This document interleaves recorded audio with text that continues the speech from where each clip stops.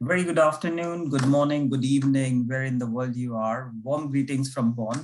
My name is Himanshu Shekhar. I work for the United Nations University Institute for Environment and Human Security, and it's a pleasure to have you with us for this seventh event of this Academy series. We are very excited to bring case studies from across the globe to you today, and we would be having a very esteemed list of participants who are sharing their wealth of knowledge in the field of nature-based solution. How can we improve its application? What are the things missing? And then we obviously come to how do we communicate on this. So we have a very exciting panel today with us. And it's my pleasure to welcome, first of all, Rizka. Rizka is from Indonesia. She is an urban planner and works in the Urban Resilience Division of Kota Kita, which is an NGO in Indonesia. Her work focuses on building inclusive and resilient cities, and currently she is a program manager for Urban Resilience Division. Her work at Kota Kita focuses on citizen participation and urban development, and that is definitely one of the key aspects. How can we make participatory urban planning processes focusing on nature-based solution? She has been engaged with urban participatory planning activities and research since 2013, and particularly in the field of climate change adaptation and resilience, community development and informality in more than 10 cities from Indonesia. Next, we would have Patricia Belloy from University of Massachusetts, Boston's McCormack Graduate School in USA. Patricia's work explores how climate and energy policy can concurrently promote needs-based community development through meaningful engagement and knowledge production. So you see today we have a lot of focus on participation. And that's definitely one of the key areas of focus. This Academy series is also called People's Pathways to Climate Action. So we are very excited to have these speakers.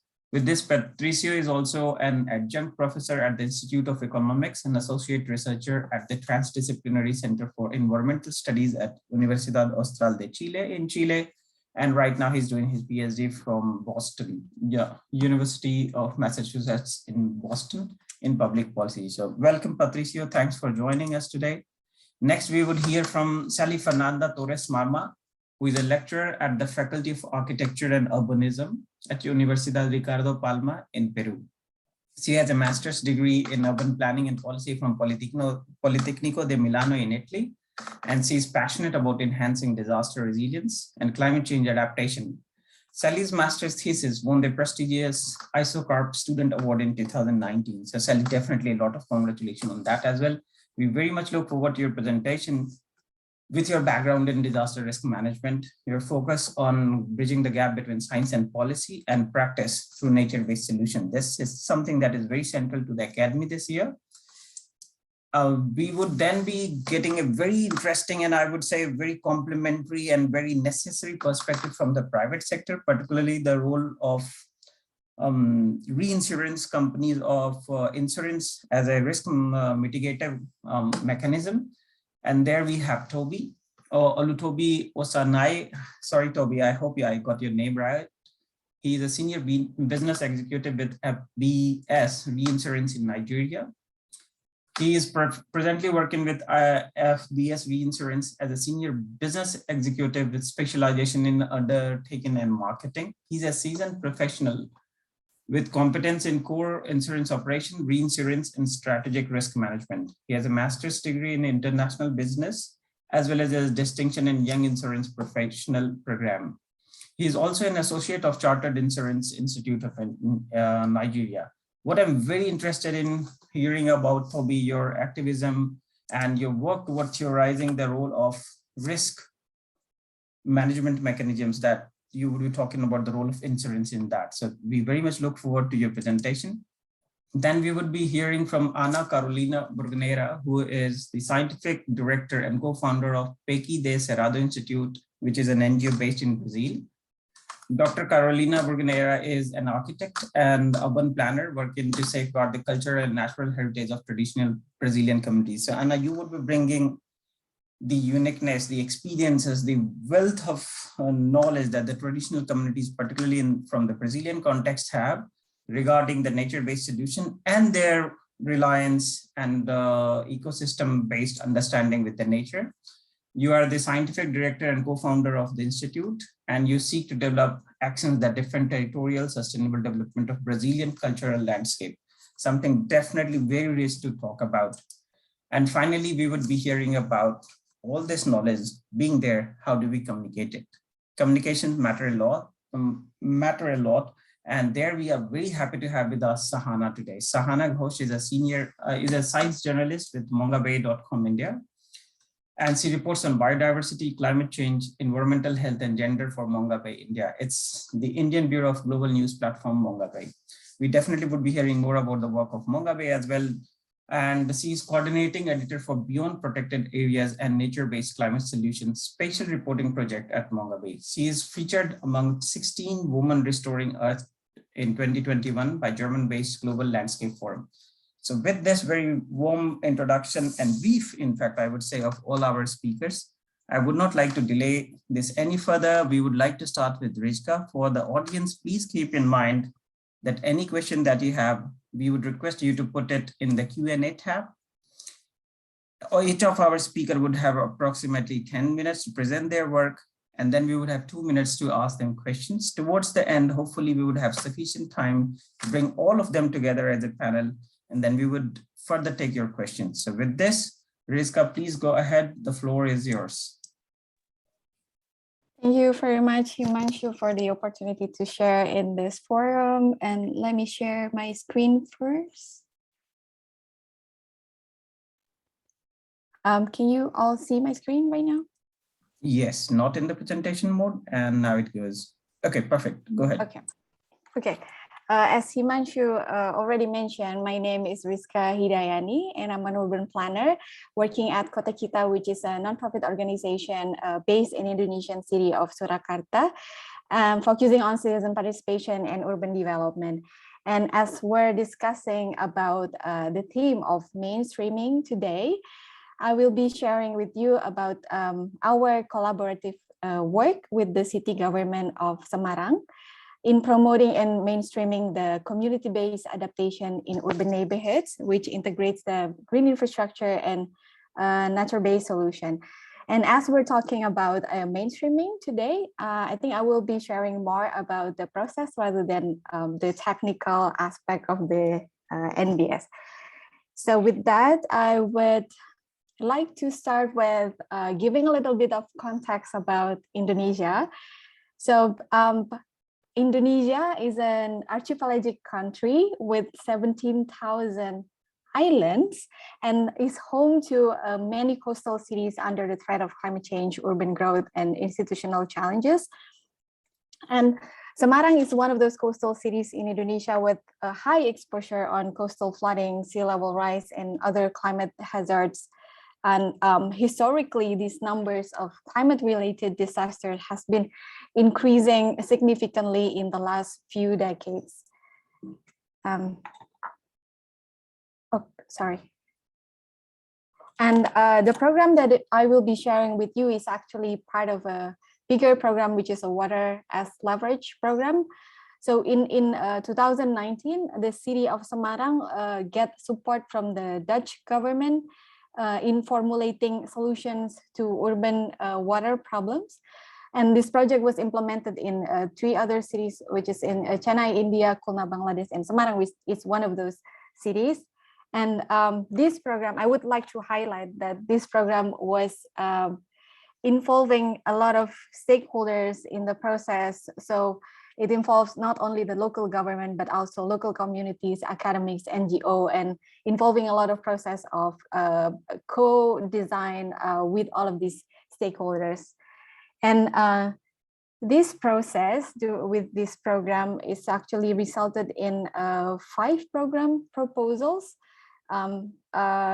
which actually focuses on integrated water management from the upstream to coast with different type of projects. But as we're talking about mainstreaming today, so I will only share one particular program, which is the Resilient Kampung program. Why? Okay, I think I would like to go back a little bit on why did we came up with the concept of the resilient kampung in the first place. So we realized that our everyday water practice at the community level and our household level is actually have a direct impact on the city as a whole. So for example, in the case of Semarang, massive groundwater extractions or direct wastewater discharge to the river or poor drainage system not only put the community at risk, but collectively also cause larger urban problems. And with climate change, this risk has become more prominent. And I think one of the challenge in tackling climate issue is that while the communities are the most vulnerable to the impact of climate change, they are not empowered to address the larger phenomena. While at the same time, in the context of Indonesia, local communities have a very strong social modalities in the form of strong social bonds in between the member of the communities that we think can be further leveraged in building resilience from the ground. And we realize that a lot of programs has been built by recognizing this potential. So I put two examples there. There is a Kampung Iklim or Climate Kampung program or Thematic Kampung program. And all of this program has recognized this potential of this strong social bond of the community. So that's they take advantage, not take advantage, but leveraging this potential to the climate based climate programs. And actually, from in the last few years, we've been seeing that this program has been very successful in terms of improving community awareness in the climate change issue. But we think that this is not enough because there are still limitations. And to echo what Christian have said a few days ago, these programs are not implemented at the city scale. This is pilot scale implemented in only selected sites in the city. So the question then is, how can we scale up the pilot intervention of this nature-based solution and promote climate action in a more systematic and structured way? So that's why actually we came up and co-developed the idea of resilient kampung with the city government of Semarang. So the idea is actually to leverage the existing modalities at kampung level to improve the city's resilience as a whole by promoting decentralized approach for green infrastructure and nature-based solution for water management system at the community level. So the program is implemented at the neighborhood level, but ideally, this will be implemented at the citywide. So every neighborhood is, we aim for the implementation of this throughout the city. And this includes stormwater management, water supply, wastewater treatment, and energy supply at the community level. So the idea is by doing intervention at the kampung level, which consists around 200 or 300 households, we reduce the dependency to the centralized system and build resilience from the bottom. And these are the three components of the program. So we aims to not only address the physical aspect, but also create a process that is foster proactive effort from the community by strengthening the local leadership and build the culture of resilience at the neighborhood level. And as for your note, I don't know if I remember if I mentioned this before, but this program is still ongoing. It just started at 2019, and as of now, we're currently at this process of mainstreaming this idea into the government process or government agenda, and we're really thankful to the reception of the local government of Semarang, which was really good. So just recently this year, the government of Semarang integrate the concept of resilient kampung into the existing participatory budgeting process called Green Musrenbang. So for your information, Green Musrenbang participatory budgeting in Indonesia is territorial based. So this means that each area has a certain budget allocated for their neighborhood. And since now they have the green PB process, a certain budget is allocated for the green infrastructure and nature-based solutions. And we realized that the implementation of this program at the community level might be challenging because there needs a lot of capacity building process at the local level. So in the 2020, we actually developed a resilient kampung guideline, which we hope will serve as a practical guide for the community in designing the intervention.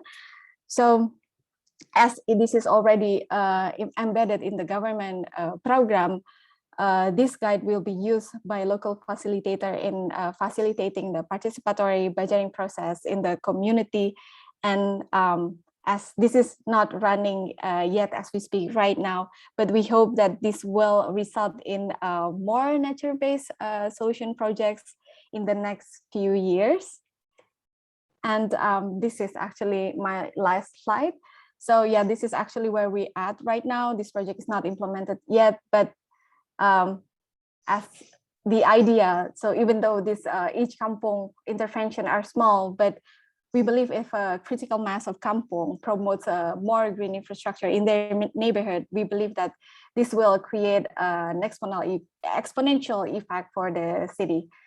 So I think that's all from me for now. I'm also looking forward on how this program will be implemented in the next year and how this will result in the improving city resilience as a whole. And this is from me, and looking forward for further discussion. Back to you, Himanshu. Perfect. Thanks a lot, Tereska. This definitely was a very fascinating insight. Couple of the points that you have covered are very close to what I believe would be a very interesting or very efficient way of participatory planning. There are a few questions. There is one that directly came, and also for my other participants, when you see me raising hand virtually, it means your time is about to end. So thanks, Christian, for this idea. But Rizka, you were just in time, so that is perfectly fine. You talked about participatory budgeting, and if I can link your project to participatory budgeting, what exactly was done there? Was it more about financing for the Green Kampung project, or can you just run us through, like in 20-30 seconds, what was the main point? And to that, I would also like to take a question from Fruba, who asked, is this project initially conceptualized as a nature-based solution project? Yeah, actually, the idea of tapping this resilient kampung project to the existing participatory budgeting is to make this green intervention, local intervention, to be spread in the city wide, because in Indonesia, the participatory budgeting process is embedded to the territory, so each neighborhood can actually access a budget. So with this, we hope that a lot of the proposals are more targeted to the environmental issue to make the neighborhood more resilient, because the challenge with right now is like some of the proposals are not really well address the problem at the neighborhood level. So we hope with this facilitation process and acknowledging the climate pressure in Semarang, this will be more targeted to the climate. So that's the idea. And to answer the other questions, this was actually, the project was actually address the water issue as a bigger issue, water issue, but like in the development of the idea, nature-based solution is big part of the solution that we promote. So I guess that's the short answer for me. Yes, definitely. No, thanks a lot. Thanks again, Rizka. So Patricia, now I guess you are getting ready. We would definitely try to come back to you or Rizka again along with other speakers. So thanks again. So Patricia, now the floor is yours. Hello, I'll try to share my screen first. 1 second. So according to the If I can request other speakers to please switch off their camera and mic, please. Can you see my presentation? Yes, perfect. Thank you so much. So thank you, everyone. My name is Patricia Belloy. I am a lecturer at the Australian University of Chile, but I'm also a doctoral student at the University of Massachusetts, Boston, and I work at the Sustainable Solutions Lab in there. And we are looking at the Municipal Vulnerability Preparedness Program, the MVP program from now in Massachusetts. This is a broader project, but we are focused right in the assessment of the program, also in a part of environmental justice, but the nature-based solution theme emerged as something really interesting that I would like to share with you today. The case study also has certain elements that resonate with themes presented yesterday in our A4 session and by other academy participants. 1 second. So what is the MVP? The first question is, and it's a program, right, supporting municipalities in Massachusetts to adapt to climate change. In 2016, the state integrated the climate change mitigation and adaptation efforts, enacting the state plan called State Hazard Mitigation and Climate Adaptation Plan with a beautiful acronym of SHMCAP and the MVP program. The MVP was created as a state-level grant program offered to help cities and towns engage first in municipal planning processes, meaning provide capacities and provide assistance for all municipalities to have their own plan. And also for cities to identify priority projects that can help them cope better with impacts of climate change. The program is managed by the Executive Office of Energy and Environmental Affairs, the EEA. And how does it work? Basically, it awards municipalities a planning grant to complete a stakeholder-driven vulnerability assessment and develop action-oriented climate adaptation plans. Municipalities then complete the planning process, become certified as MVP community, and then are eligible for MVP action grant funding to implement projects supporting their plans, which also increases their eligibility for other state grant programs. From 2017 until last year, 89% of Massachusetts municipalities already achieved certification, and almost half of them have received action grants. Until now, the MVP program has awarded $44 million, around 10 to 11 per year. So what with nature-based solutions? Actually, nature-based solution is one of the flagship themes of the program. How is that it became essential? How is that the program is encouraging them a solution for climate adaptation? It happened at the very beginning of the design of the program, when they were introducing the key decisions were a bit easier to implement. How? Some environmental NGOs, the Nature Conservancy, Mass Audubon, and others were key in the design. How? Avoiding path dependency, right? As yesterday Puria commented, and introducing innovation into the policy instrument. They would be something called policy entrepreneurs, according to theory, which are individuals who exploit opportunities to influence policy outcomes so as to promote their own goals without having the resources necessary to achieve this alone. This is a similar figure to the agents of policy transfer described by Katrina a couple of days ago. Why is that this could happen? Because those organizations also supported the design of the program, providing the structure and the training for the planning workshops. So they solved a bit of a problem, right, to start this. The community resilient building framework belongs to the Nature Conservancy, or was developed by them, sorry, and it was shared with this program. What is that they do to introduce a nature-based solution into the program? They introduce content promoting nature-based solutions in the planning workshops, but also incentives for cities to prioritize those solutions among other projects. How much? The average action grant for implementing projects in last year was around $200,000. How present are nature-based solutions in the program? In fiscal year 2020, out of 13 possible projects that could be funded by MVP, 5 were related to nature-based solutions. It is also its own category in the action grant scoring sheet, weighting 10% of the total. 10% might not seem that much, but when projects are competitive and you really are fighting with the other projects, 10% is a lot. So meaning going for nature-based solution can grant you the access. Also, there is a dedicated section for nature-based solution in each planning workshop in which people is trained first, and also there's material distributed. And also the program created a nature-based solution toolkit for facilitators and municipalities. This is, you can look at the website of the NBP program in Massachusetts, and this would be the toolkit. A couple of case studies just to show how it works. Falmouth in Massachusetts, a project that funded the restoration of a river and associated wetlands, including dam removal and other site restorations. Another case, the Pine Island Pond Watershed Lands Project, the grant funded the purchase of 48 hectares of forest, fresh water, etc.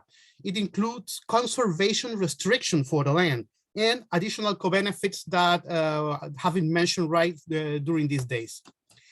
An interesting last case would be the Deerfield Resiliency Policy, in which the program funded the design of the green infrastructure and climate resiliency policy of the municipality, but it was also awarded points for green-based solution because the program, or the policy integrates green nature-based solutions really deep into the policy, meaning that it's considered for future developments of the city.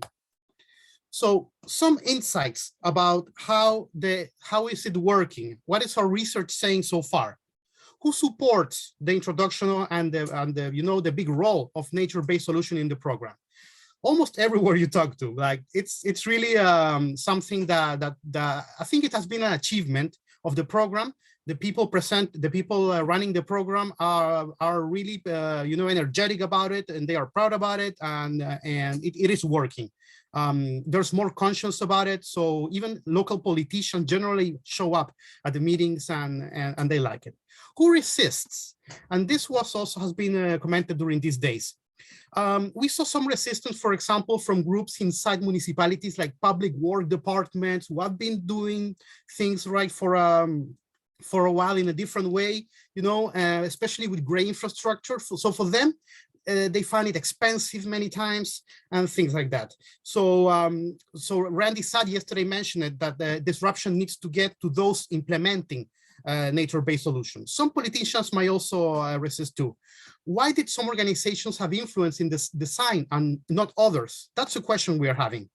And does it enable collaboration or private involvement? That's another theme that we need to look at. But so far, between cities is not that easy because they also compete for funding.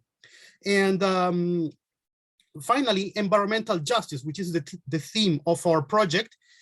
Is it competing with it, or is it's complemental to it? It's difficult to understand, because it both award you points to get to be funded, but there's maybe a little competition on focus between environmental justice and nature-based solutions. That's what we heard, at least from some interviewees. And happy to answer to more questions. Thank you so much. Thanks a lot, Patricia.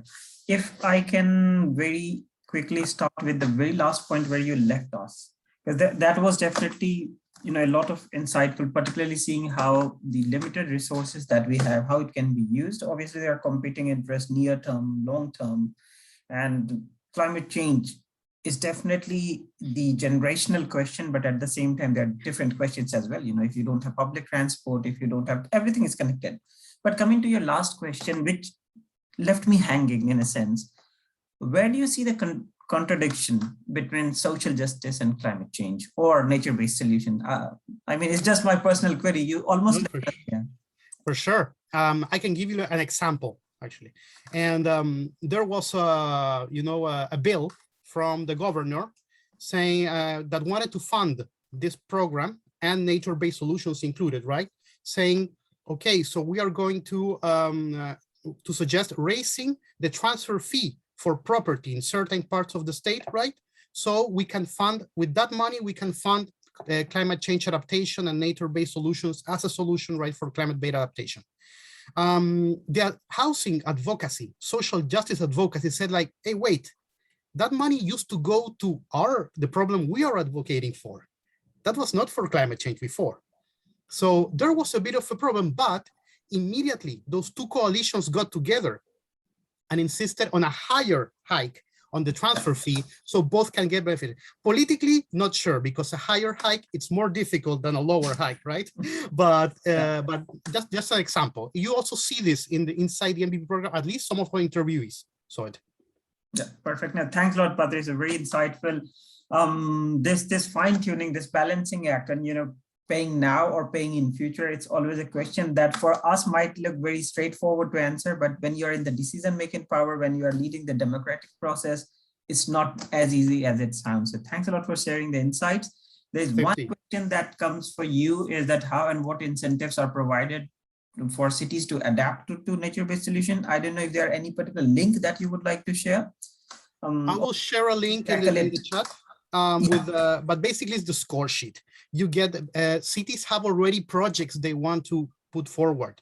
This is funding for them. So they are telling them, if you choose nature-based solutions, there are more possibilities that you get the funding that you want for the project that you've been thinking for years. That's a big incentive, in my opinion. I can share the website of the MVP program for them to access even the score sheet you can do. Yeah. Thanks a lot, Patricia. That would be very helpful. I would also request Rizka to share the links that she has talked about. We aim to share as much knowledge as possible so that we all can be the change makers we would like to be. So thanks, Patricia. Now we would like to go to Sally. And Sally, you would be talking about ecosystem-based adaptation for climate change in metropolitan area of Lima, one of the largest metropolitan areas in Latin America. So Sally, please take us through.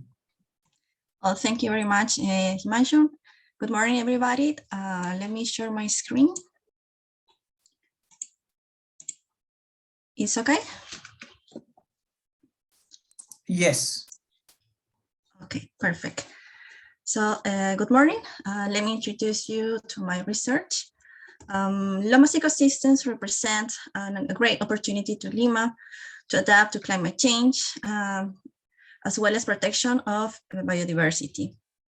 However, due to the rapid and uncontrolled urbanization in Lima, reaching a population of more than 10 million of inhabitants, and despite of the regional conservation area system of Lomas establishment, they are still threatened by land traffic and inappropriate use.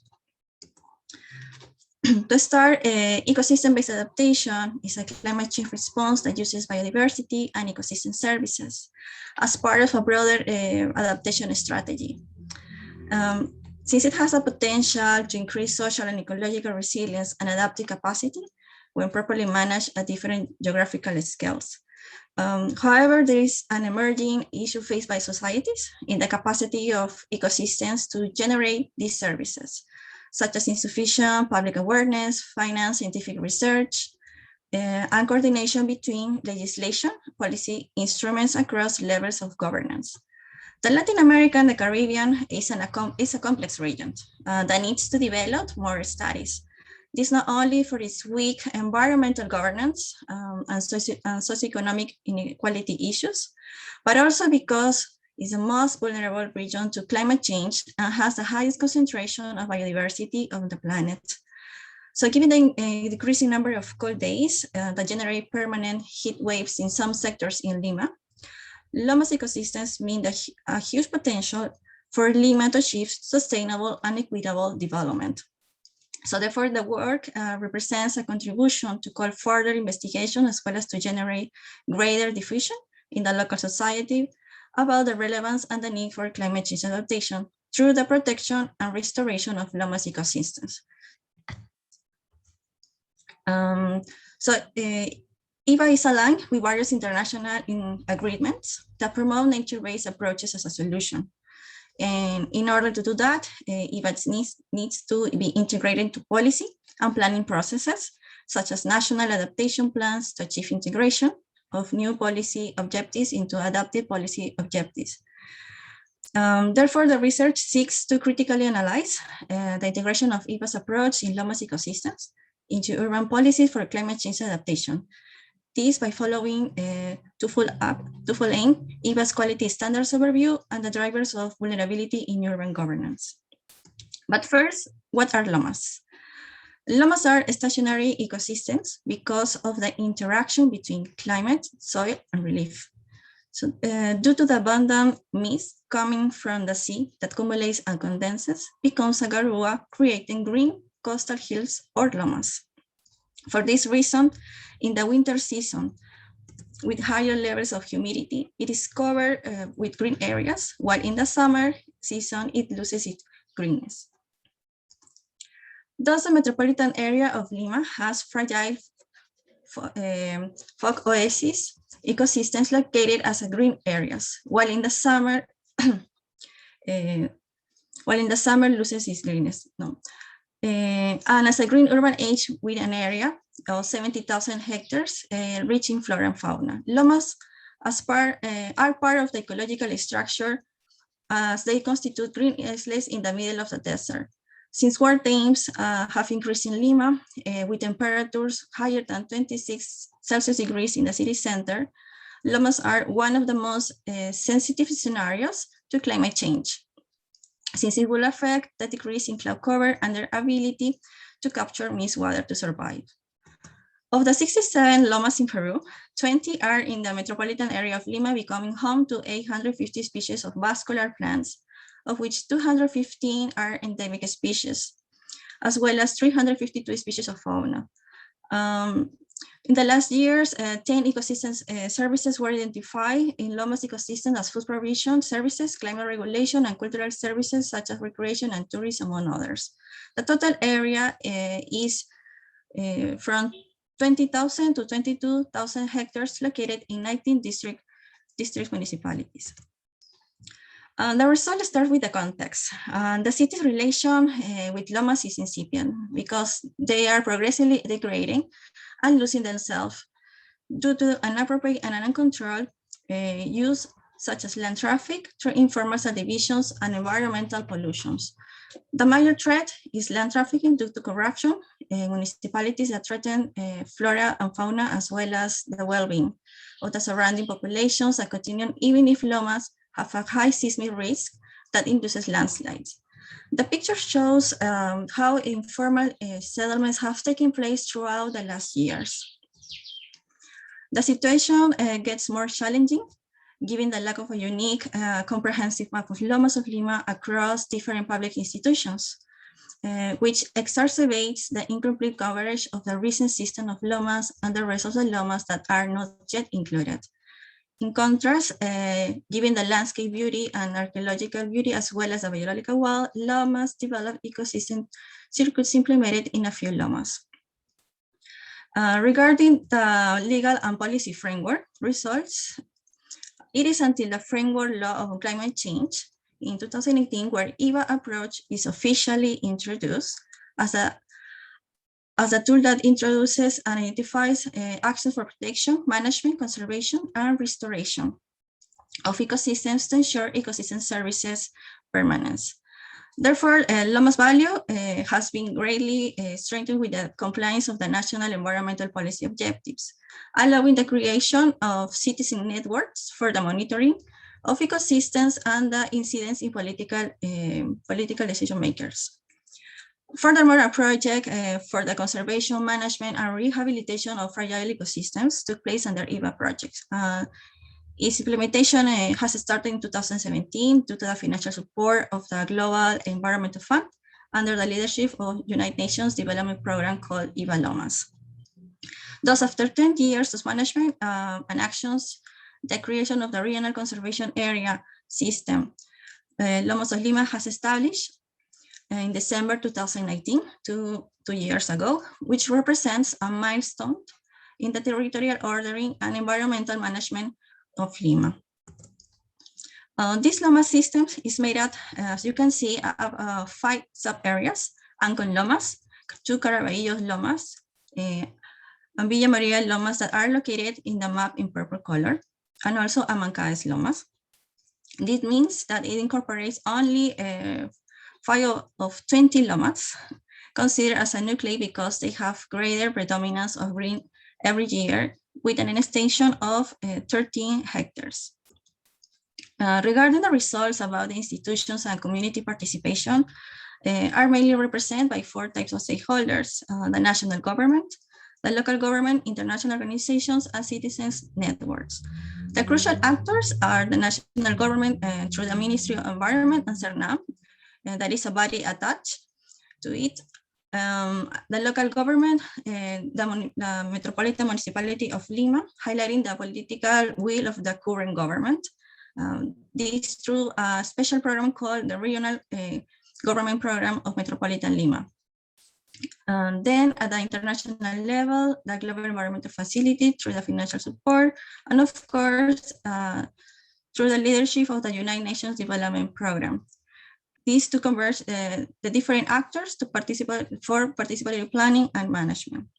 However, despite this initiative and also through these citizen networks and local organizations,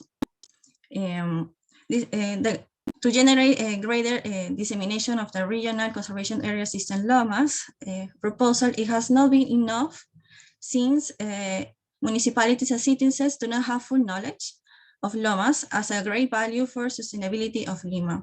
There are many challenges also at different governance levels. For instance, the lack of environmental responsibility that has been evidenced through the sanctuary Vizcachas. Vizcachas is an animal in Villa Maria del Triunfo Lomas, from which the municipality recently reiterated his support when it could have been avoided at the time and saving several animals' life. So Lima has not a clear understanding of the EVA approach and climate change awareness across the level of governments, although it is officially stated in the framework law on climate change. And as a result, the quality standards for making EVA effective developed by Friends of EVA are very weak in the 3 elements, the initial planning phase. So LOMA protection is an appropriate articulation between governance and EVA. It faces weak environmental governance and capacities due to poor collaboration and support and disinterest in environmental issues across a range of government levels, allowing the increase of threats such as inappropriate uses adjacent to the lomas. So to strongly influence EVA in lomas into policy, authorities need to better understand and harness the social, environmental, and economic potentials that are already existing long-term support by legal and normative framework and institutions. It is necessary to develop solutions of combined nature and biodiversity given through multidisciplinary and holistic approaches, and managing scale, including a landscape approach. Also, it's important to raise a new environmental culture while raising environmental education awareness among citizens and institutions, because population is still thinking Lima as a green city, as a great city. Restoring and improving ecosystems like lomas with all stakeholders is therefore necessary to guarantee livable, sustainable, and resilient Lima. Thank you very much for your attention. Thanks a lot, Sally. Definitely very interesting perspective on ecosystem and how do they sort of at times are in conflict simply due to the process of urbanization itself and the process of governance. I have a few questions I would like to ask, and but maybe for the time being, we keep them parked. We are running a bit behind the schedule. So my question to you, and I hope that you would be able to provide the answer afterwards, is that I see a clear conflict between the process of urbanization and the ecosystem in case lomas. So what are the alternatives? If I think from the community perspective, if I'm someone who can't afford to live in formal housing, and my only option is to live in vulnerable areas, be it also the ecosystem like lomas, what would you recommend me to do? What would be the solution to this informal urbanization? Obviously, it's a very loaded question, but something we would come you in the second part of the debate. So thanks a lot for your presentation. And with this, I would like to then invite Toby. Toby would be talking about risk transfer mechanisms, the role of insurance.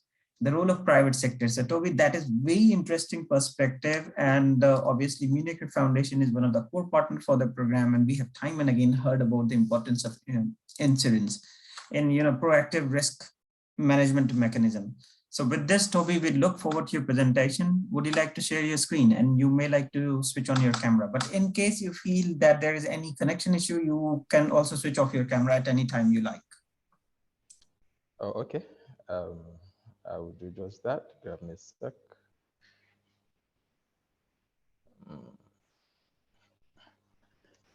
Okay, hope you all can see my screen now. Yes, not in the screen mode, but it is quite visible. That's okay. Okay, thank you so much, Mashi. My name is Toby, as earlier introduced. I'm a reinsurance professional, presently working with NbS Reinsurance Company, based in Abuja, Nigeria, as a senior business executive, specializing in underwriting and marketing. I have my core competence in insurance operation, reinsurance, strategic risk management, and my activity is tailored towards theorizing the roles of the insurance industry as a driver for conducting analysis on climate change, thereby fostering various risk reduction and risk transfer mechanisms directed to actualize the global climate goals and objectives. So going to the topic of discussion, which is the reinsurance industry roles in the integration of nature-based solution for prevention and disaster risk reduction. I'll like by outlining what I'll be discussing about today, which first of all, I'll be introducing the major key factors, definition of terms.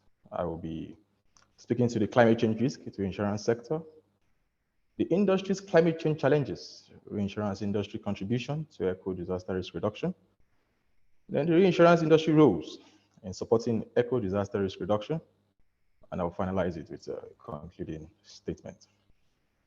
So what is insurance? Insurance is a transfer of risk from an individual to an insurance company.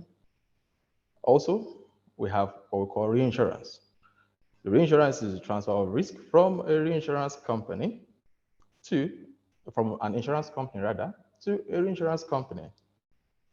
However, we have something we call retrocession.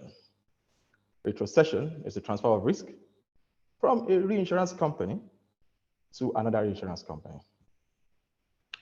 Now, looking at the definition of nature-based solution, according to the European Commission, says that it's the act of addressing a variety of environmental, social, and economic challenges in sustainable ways, concurrently providing biodiversity benefits. Going to the next slide now. I'd like to speak to the climate change risk to the insurance sector. And I'm going to be distributing them into three categories.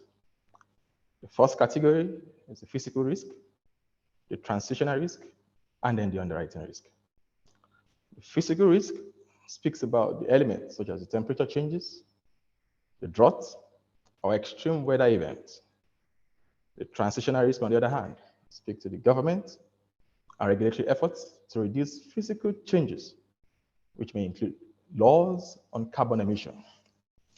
Now, majorly, underwriting is the eyes of the insurance industry.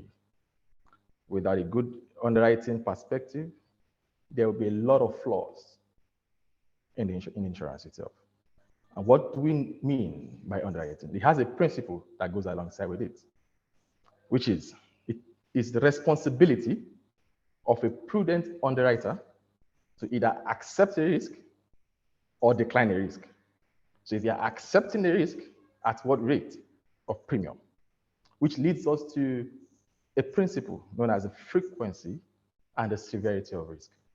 That one has 4 different dimensions. We have low frequency risk and low severity risk. We have high frequency and low severity. We have low frequency and high severity. And the final one is we have high frequency and high severity.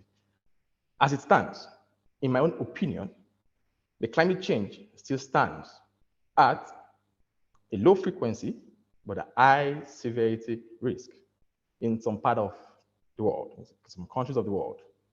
But if we are not careful, it will get to a level where climate change will not be insurable again. And at that level, that means it has gotten to the high frequency and high severity, which is the reason why everybody's clamoring that we should fight the war against climate risk. Now, looking at the climate change challenges, this aspect of this discussion, I embedded two things in there, because if we are facing a challenge, you will agree with me that the solutions are also inherent in those challenges. The opportunities are inherent in those challenges, which is the reason why I had to encompass the challenges and the opportunities into one discussion, just because of our time. And here we speak to the challenges of affordable insurance. Here, we're looking at the premium rating, right, as it affects the climate risk. Here we look at the challenge of for risk modeling. Here we talk about the insurance modeling, insurance business modeling. We talk about the traditional modeling, depending on the statistical tools in which have been used in order to get the justifiable factor to climate change itself. Then we look at the potential opportunities to generate a range of innovative services. Innovation is very key when it comes to products and services. So going in depth into the discussion as regards the affordable insurance. Internal research is ongoing to assess climate change impact in combination with increasing exposure of assets and geographical concentration of wealth. Looking at the risk modeling, a lot of models have been put in place, both by the insurance companies. Some of them outsource it, regardless of whether you outsource it or you do it internally. What we are looking for is just to get the right model that we can use in order to get to our final destination. And looking at the potential opportunity here, we speak to the sharing improved risk management expertise, which could help in addressing future physical risk and increase the knowledge on climate change potential impact on institutional investment. Now we go to the reinsurance industry contribution. The industry contribution to eco disaster risk reduction. Of course, you agree with me that the insurance industry is moving to an early phase of the DRR cycle. However, the industry giants are presently coming together to look into their portfolios to limit the global warming to 2 degrees or less.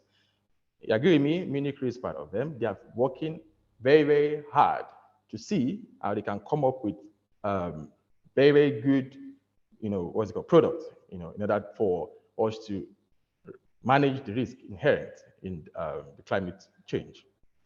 However, for better risk management practices, healthy insurance product propositions have been made as an incentive-based mechanism. And also, by profiling several eco-disaster risk reduction covers, it is expected to deal with the heightened risk inherent in climate change. I'm sure you can see this beautiful eye here.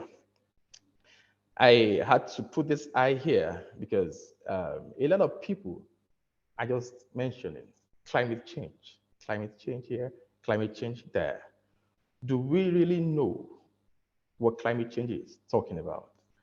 Climate change on its own is a war against nature. And if you're going for a war and you're fighting a war, your eyes needs to be open. And I see the insurance industry to be the eye that can solve this global problem. As far as I'm concerned, the insurance industry is ready and available to mitigate the risks inherent in climate change. However, on the other hand too, the insurance industry, we are ready to reinstate any person or any group of people that fall into the category, rather like a claimant of the climate change issue. We are ready to restore them back to the original position in which they were before the loss, which automatically means that as we are trying to reduce the risk for the people, for the masses, of course, we are still trying to see how we can even mitigate it for them, which automatically means that we have the whole globe, we have them at heart. And that is what brings me to the roles for tackling climate change as it affects insurance and the reinsurance industry. The reinsurance industry can serve as an investor, serve as partners, serve as innovators, and serve as providers. These are the big major things. The reinsurance industry has a lot to offer, but in my own perspective and in my own opinion, I actually highlighted these 4 because they are very, very key in answering to the climate change risk. Now, in addressing those roles, provision of financial development for nature-based solutions, these are part of the things the reinsurance industry are ready to put down. Then decreasing risk through diversification as a loss prevention mechanism, subsidizing premium rates and sensitization of policy. You agree with me, the premium rate is one of the issues we are really battling with because climate change is a very, very big problem. It's a catastrophic risk, and it involves quite a huge premium in order for us to be able to place you back to the original position where, if peradventure there is loss. And where here, it leads us to the instigation confidence in the minds of the reinsurance investors to put more finances towards nature-based solution, building up society resilience before and after a disaster, collaboration within an institution for loss prevention mechanism, alignment of innovative tools to climate change adaptation, and disaster risk reduction objectives. Also, the reinsurance industry is ready to provide advice to help limit disaster impacts. And also, finally, on that one, we have reduction of policy coverage costs. And in conclusion, I would like to conclude by saying that the reinsurance industry is a major player for disaster risk reduction. The industry is in the mainstreaming of nature-based solution as a useful and very usable tool towards the integration of disaster risk reduction. However, high potentials are inherent to deliver knowledge and technologies through partnerships with major players, mitigation of natural disaster losses through new insurance products and services are being put in place. As rightly said, innovation is very, very key. And with data, with statistical data that supports NbS, we can achieve the objective we have forecasted. Development of new investment strategies through clear demonstration of the disaster risk reduction benefits will, however, instigate natural infrastructure solution. And at this point, I would like to thank you for the opportunity to make my presentation, and I'll be able to more questions, further questions. Thank you. Thanks a lot, Toby. Today, the topic you presented, I guess, is one of definitely the core solutions that we have in mind. The role of private sector, particularly the role of reinsurance and insurance actors. In fact, it comes just at the right time. Tomorrow, we would have in the concluding session a presentation from the Nature Conservancy talking about the insurance of the natural reef in the Latin American context. So definitely you provided a very nice bridge to the next session, but tomorrow. I do have a question for you, but we are out of time. So I would then pose this question to you, and then we come back to you hopefully after 20 minutes when we are done with next 2 presentations. And then the question is, what would be your personal favorite example of application of insurance in mitigating or averting or minimizing climate risk, preferably from Nigeria or from a similar context? So please keep this question with you. We would come to you, but for now, we would like to move to Brazil, to Ana, and Ana would be talking about the wealth of knowledge that traditional communities have, their culture, and how it can help us in understanding the climate challenge. So thanks a lot, Toby, for your presentation, and Ana, please take us forward. Thank you. Thank you very much for the introduction, Himanshu. I would like to start here sharing my screen. It works? Not yet. Okay, because I didn't share. I'm sorry. Yes. Yeah, now we see your screen, and I guess you would also like to share your sound, right? You would. Yes. Yeah, so please make sure that you have all the technical settings in place. We can wait for a few seconds. That's not an issue. Not an issue. Take your time.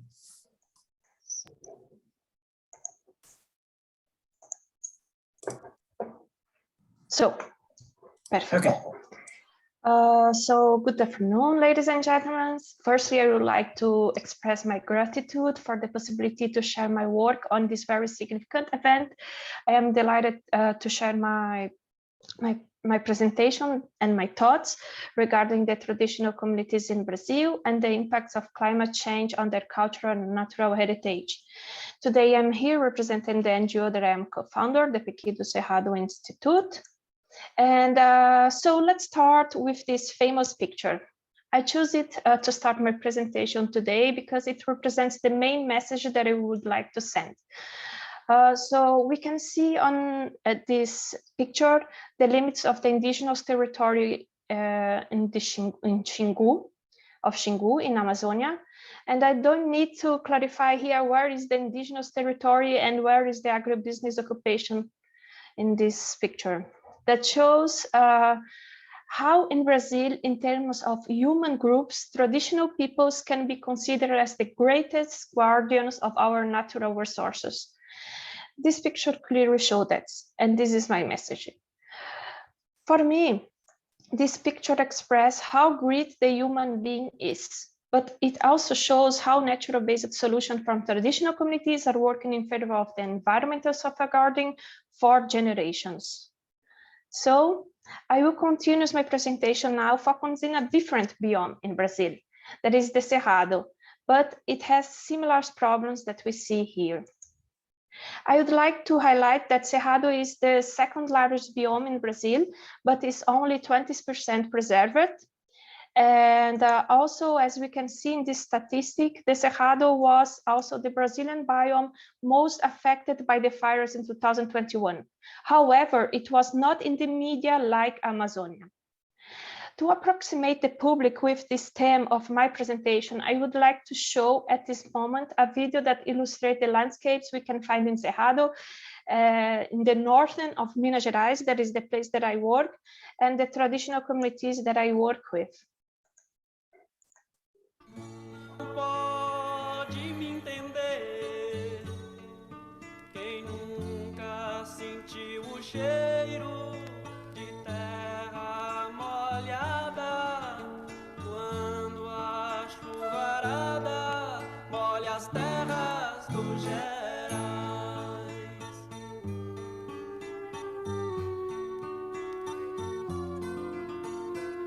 Não pode me entender, quem nunca matou a fome com raiz de macaxeira e a fruta do ananas.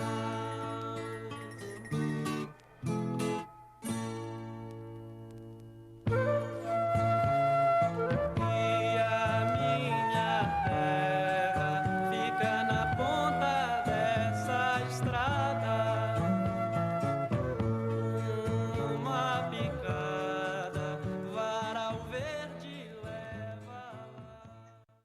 Não pode. So, but who exactly are these communities presented here?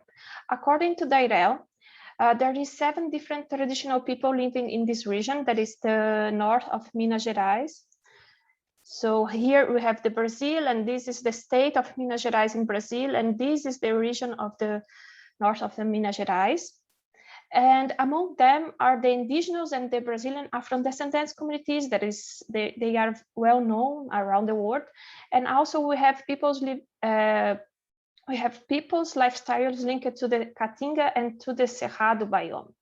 Yes, I said Caatinga because the main biome in this region is Cerrado, but we have also these transition zones between other biomes in Brazil, in this region. So it is also relevant to be said that we can consider different lifestyles according to the natural resources available to this area, even this area is in the same biome. For example, in my PhD research, I identified 2 different landscapes in a spatial definition for this research. The first one, I call it as wetlands in Cerrado. They are landscapes that has water in abundance due to the presence of the San Francisco River. That is a very big river in this region. And this river guides the community lifestyles of this area. They cultivate according to the rising and falling waters. And the second landscapes nearby for this first one is called as the dry lands. that is characterized by the scarcity of water. There is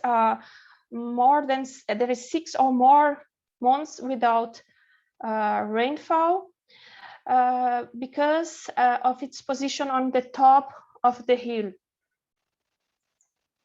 So during the cultural heritage field activities in this region, I was surprised by the spontaneous reports coming from the local communities about the effects of climate change in their lifestyles. Today, I will select 2 of them to present here. The first one is from Mrs. Norata. She said about the fishing activity. She said so, the lagoons drying up. They, the fishes, did not have a chance to go to the river. There were no birds that could eat them, but if it had rained and those fish had flowed to the river, we would have fish in the village.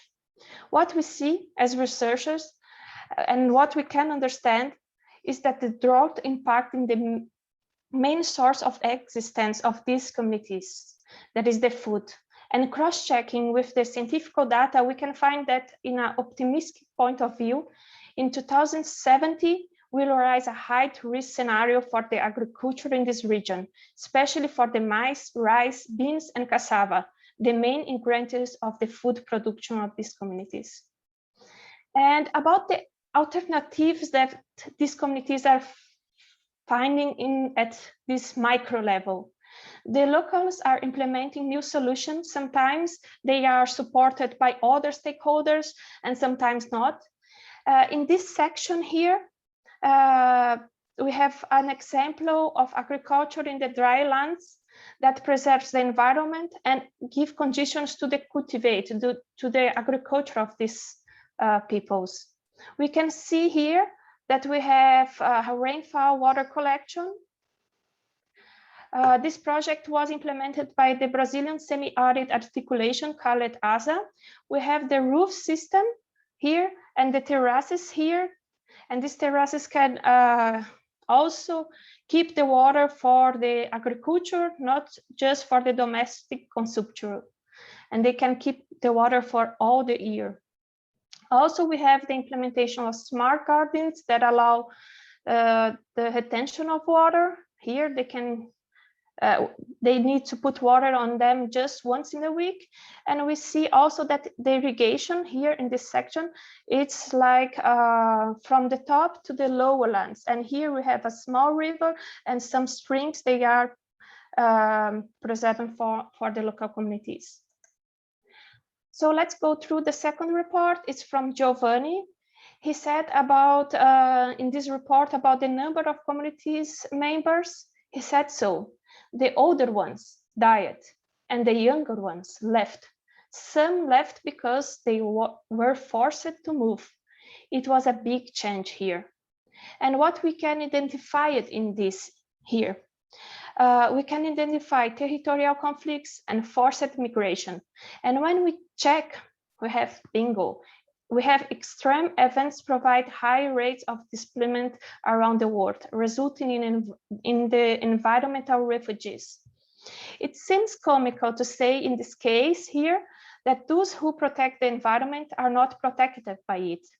Those who work with natural-based solutions to mitigate climate effects are those who suffer for the impacts of these changes. And then those who do not want to move, that have a very strong relationship with these landscapes and thereby do not contribute to the population, the growth population for the urban centers, are often forced to do so. These people have been constantly showing to be resilient. However, being resilient certainly doesn't mean being resistant to the collapse. We have to take care about this. So facing this reality with the objective of valuing people where they are and safeguarding the cultural heritage and its ancestral techniques, the Pequi do Cerrado Institute promoted in 2019 the cultural exchange of traditional knowledge in the north of Minas Gerais, in the region of Peruaçu. It was done as an experimental workshop with a focus on ceramic production. So the communities of ceramic production joined each other and talk about the weakness, the forcers, and something like that. And the communities here were the main actors. Finally, I present a more recent initiative that our institute are collaborating with, is the Leiden Museum. The idea of this museum is to preserve and recognize the cultural heritage of these 7 people cited in the beginning of this presentation, and also to restore the memory of resistance of those who have been fighting in favor of the Cerrado biome and in its preservation. This project was elaborated by the Center of the Alternative Agriculture from the north of Minas Gerais with the support from the Pequi do Cerrado Institute. So that's it for today. Thank you all for listening. It was a pleasure to be here. Thanks a lot, Anna. Definitely very insightful work. I must say many of us are not in a position to be in to have this first-hand experience. So thanks a lot for sharing your insights, your experience. I definitely have a few questions, but at the same time, the clock is ticking. So I pose my questions to you and we park it till the next presentation is done. First is definitely about the song that sounded so, it was a music to the ears, as they say. So what was the song about? Would be very nice along with the video to know. And second is there any sort of formal incorporation of these practices in the way planning is done at the municipal level or at the regional level? So has there been any formal uptake? So these questions we keep for you, but for now we come to the last presentation of today, but definitely very interesting one. And that is from Sahana. Sahana, you will take us to India, and most importantly, all the knowledge that we have in the world would be not of use if we can't pass it on. It's not only about what we do, but how we do. So what communication is all about, how can we do it better? And I very much look forward to learn from you. The floor is yours. Thank you, Himanshu, and my co-panelists. So let me try this. Can you see my screen? Yes, not in the presentation mode, and now I guess it's loading. Yeah. Okay. Hi, good evening from India, and good afternoon, good morning, or good night to wherever you are in the world. I'm Shahana. I'm a journalist based out of India, and I work with MongoDB India. And I report on climate change, biodiversity, and gender. And my connection to nature-based solutions, or rather to these buzzwords, is because of a series that we are running. And so it's called Nature-Based Climate Solutions. And we are focusing on all kinds of solutions that we can from an India-specific point of view. And as a coordinator of the series, I work with writers from across the country to collect and document these amazing stories from all landscapes across the country. And what I must also tell you before we move on is that, while we may not use nature-based solutions, these words in our day-to-day lives, but in India, we have a very strong legacy of these kind of solutions, traditional solutions, which are nature-based solutions. So earlier, we explored in a series, wetland champions. We documented people or change makers who are protecting wetlands. So even though we are not using the word nature-based solutions here, but definitely if you take a look at the series on our website, you'll find that these are great examples of nature-based solutions. So what I'm going to tell you today is how, as a journalist, as a science journalist, how do we sort of mainstream these buzzwords?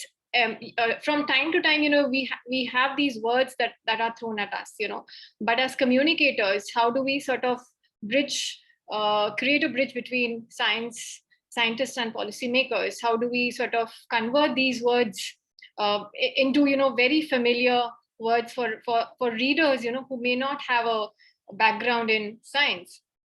So we'll be discussing who are these heroes, who are the heroes of our nature-based solutions series? Who are we focusing on? Or rather, what are we focusing on? How are we getting the message right? And also challenges for journalists or communicators, who are working with us to sort of mainstream these keywords. So most important is, why should we take up nature-based solutions? as journalists. I think it gives us a lovely way to sort of expand on science journalism or science communication. It's a great way of also looking at solutions journalism, where we are investigating a particular solution.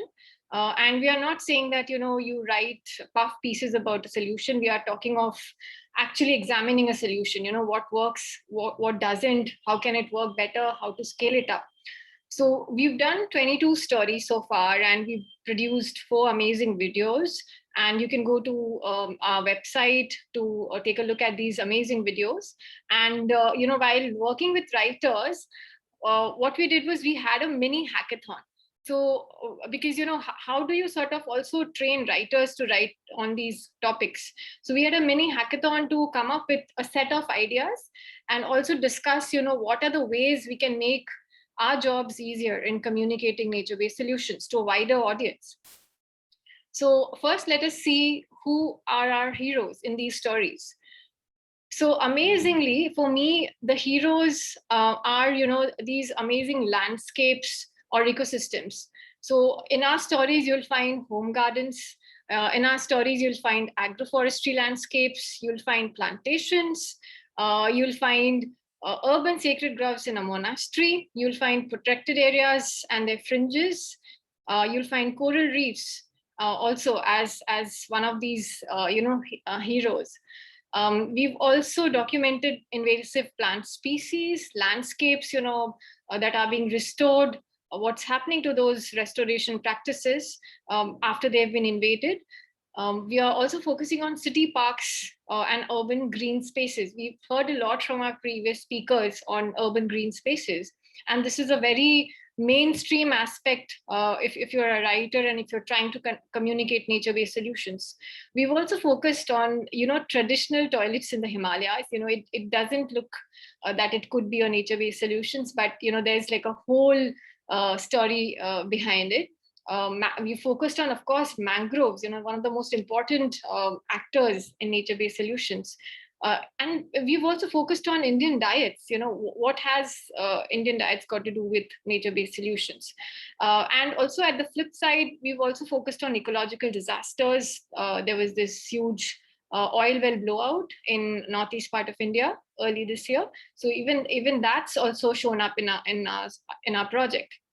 So who are the voices, who we brought in these stories? There were change makers, there were members of local communities, there were indigenous community members, they were from marginalized communities.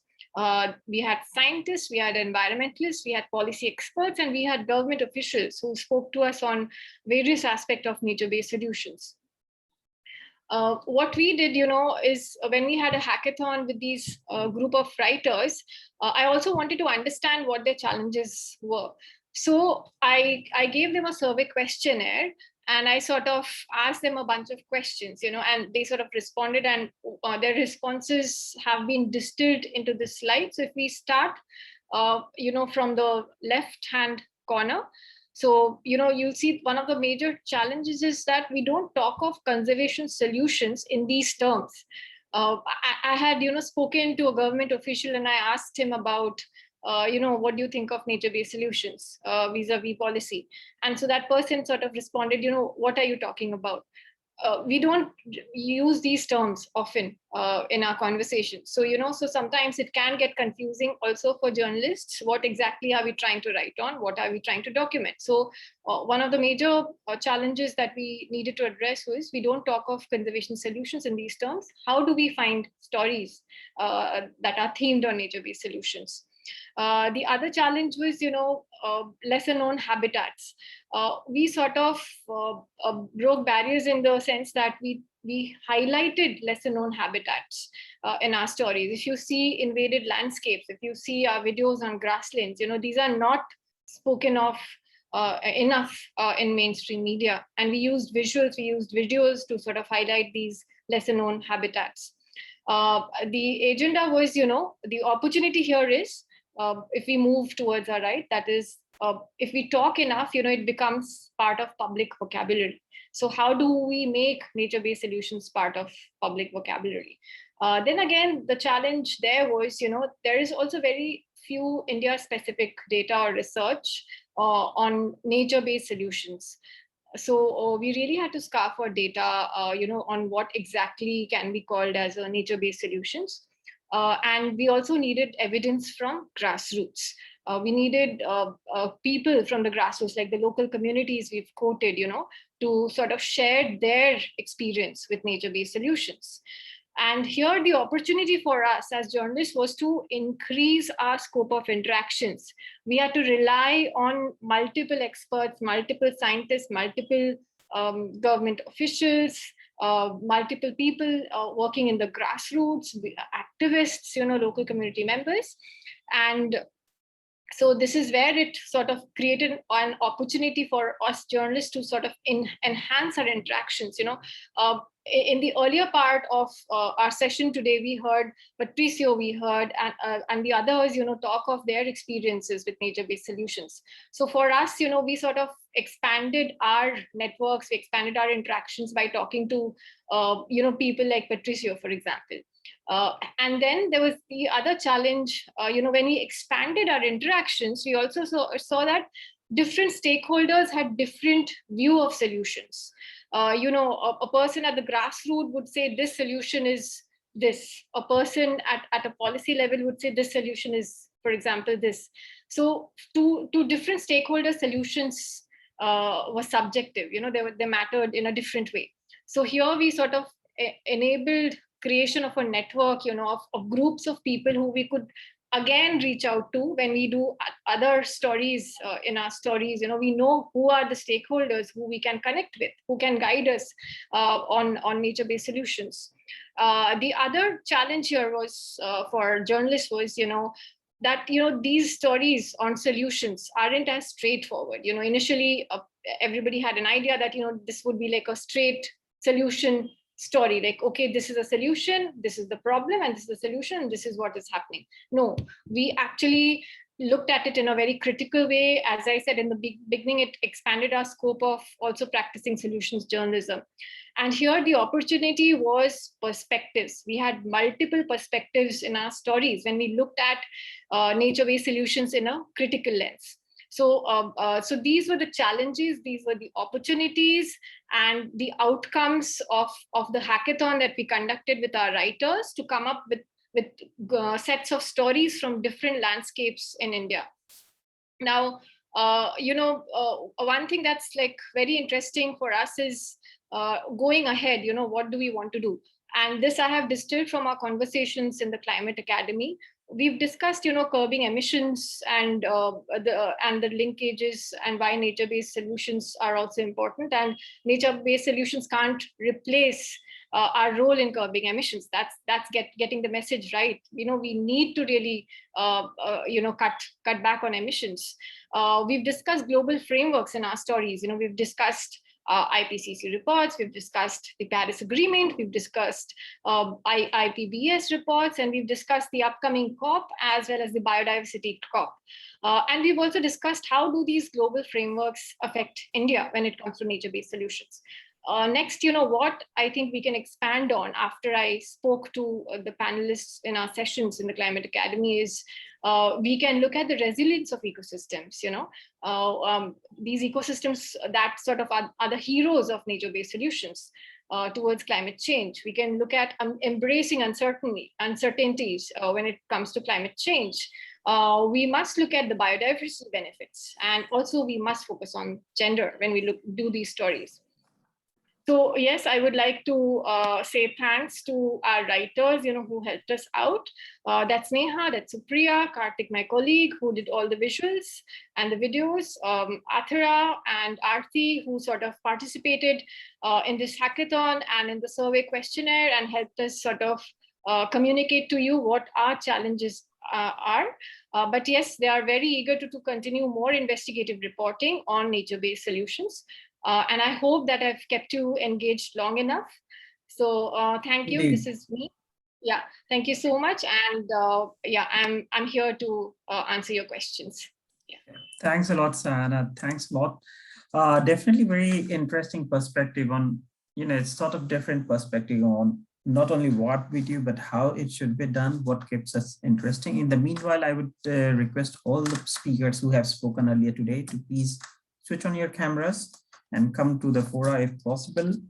Sahana, also one of the perks of being the last speaker is that you get the first question and that question from you. So now we have like 4 minutes left. And obviously we never have enough resources. So the main resources at disposal today is the time. So you all get 30 seconds to present your sort of concluding remarks. Some of you already have a question. For those who did not have any questions, what is your wish list? If there is one thing you would like to change regarding the work that you have presented today, what would it be? And for Sahana, I would like to ask you is that this is also in a sense personal, that affects all of us. We spent years working on something and the uptake is very limited. So how can we communicate effectively related to the work we do? What matters the most in your understanding? Design, the construct, the narrative, or the outreach? So can you help us in 30 seconds to become better communicator? I think everything matters. All of those points that you said, Himanshu, the entire thing matters if you want to really communicate the advantage of nature-based solutions. And you said in 30 seconds. So I think that's difficult, but definitely we can, I can definitely try so that all of you can communicate more effectively with the media. But at the outset, I think it's best, when you are approached by the media to approach them with an open mind, to definitely cooperate as much as you can. And these kind of workshops do help. For me, it's been a great way to sort of understand what other countries are also doing in terms of nature-based solutions. What exactly are nature-based solutions? Like I said, we don't talk of conservation solutions in those exact terms, but then they are all around us. So I think that's the way that you can communicate in 30 seconds that a restoration of an ecosystem, for example, is a nature-based solution. So that's like one of the ways to sort of go ahead. No, perfect. Thanks a lot. More than anything, we understand that we can only do so little in 90 minutes that we have. But the idea is to initiate a few ideas here and there, initiate some reactions, initiate some collaborations, and I'm pretty sure we will be getting in touch with you, our audience as well. So if there are resources you would like to share, please do that. With this, now I come to Patricio. Patricio, do you want to share your wish list, or do you want to talk about your concluding remarks in 30 seconds? No, thank you, Himanshu. Just to make myself available if anyone is interested in also integrating this into their studies as a case. We have information, as I mentioned, our study is broader. So the possibility, right, to focus on this is basically starting a little sub-project, which we are thinking about doing. So possibility for collaboration is completely open. And thank you so much for attending. Yeah, thanks a lot, Patricia. Okay, then now I would go to Toby. Toby, I asked you for an example. I don't know if you would like to share that. Then I would come to Sally. I would come to Anna, and Rizka, you would have the final words. So you all have 30 seconds. Toby, would you like to go first? Okay, thank you. So if I could get your question quite well, you needed me to speak to what I believe people can do as regards like looking at the risk management aspect of it. If I'm correct, or if I'm not sure, because I'm trying to just get the question correctly. Yeah, sure. I mean, that, or if there is one particular example that you feel would be very inspiring for us to know where the application of risk insurance has been in mitigating climate change impacts. Fine. You agree with me that the principle of insurance is all about uncertainty. But when something is certain, that means it cannot be, like, it's not insurable any longer, which is the reason why what we do, we mitigate risk. We use risk management tools and techniques. So what we do when we want to speak to issues like this, we go to the exact place. Let me put, for example, don't let me use climate change. Let me use, for example, want to insure a particular building.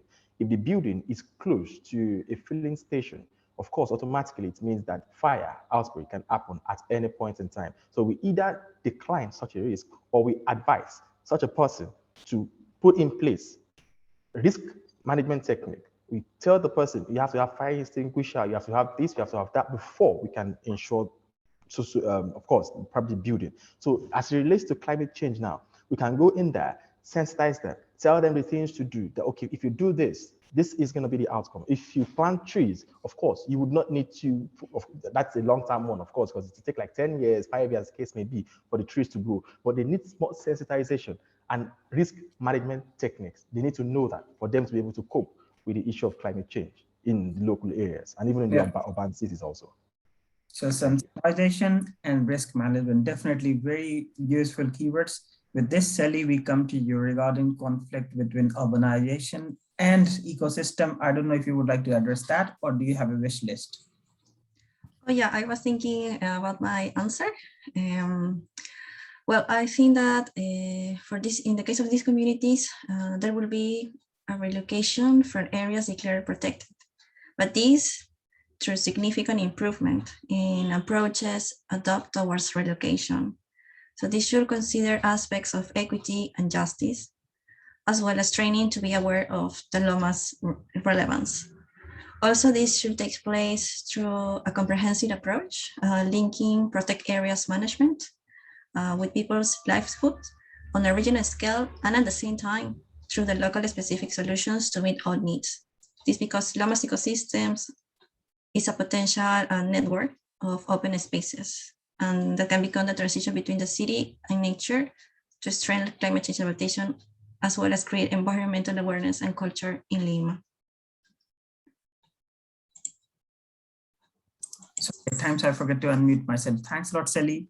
Anna, we come to you for the second last address of this session. Do you have a wish list, or would you like to answer one of the questions? And then we come finally to you, and you would have like one thing you would like to change at the community level. So Anna first. So I would like to turn back to the governance aspect of integration of level and sectors in this area.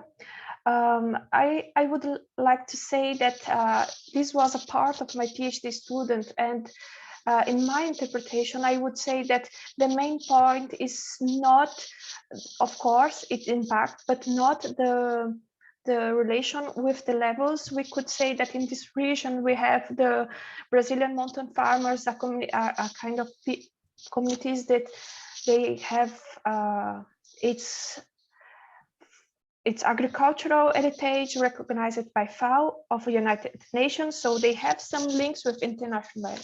What I would say is the conflicts of interests. Conflicts of interest between environmental stakeholders, cultural stakeholders acting in role of cultural stakeholder, economic and social. In this area of the north of Minas Gerais, we have lots of units of preservation, and this is also a big problem because we have in Brazil a very strict regulation about units of preservation, and these also are grabbing these communities with no land. So this is also a problem. So if I would say something now, would that these stakeholders is needed that they should join, but is needed also they should speak more with each other to say better solutions for all interests, because there is a lot of conflicts. Definitely. I mean, communication and bringing different actors and perspective together. That is what we also strive to do in the academic program. Thanks a lot. That was very inspiring. Rizka, final golden words. Okay, from me, I would say my reflection on all of this conversation today. So my take is, I think it's important to engage all actors, and that's the best way to make a bigger impact in tackling climate change, as all actors has their roles and capabilities.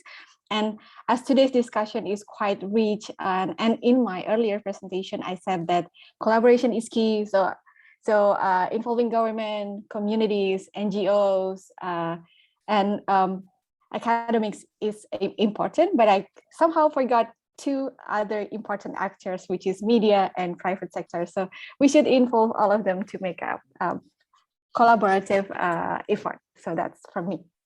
Thanks a lot. Thanks a lot, everyone. Indeed, that is what we truly aspire to do. We aim to bring everyone together because the task in front of us is for everyone. Climate change is our generational quest, is our survival quest. and we can together do it. I hope you enjoyed today's session. There would be one following now in 56 minutes to be exact. So that would be starting at 3:30. And there we would be presenting cases from Nepal, from Canada, and also some global studies looking at the limitations of nature-based solutions and hearing from the wealth of experience of ICLEI and its global network relating to nature-based solutions.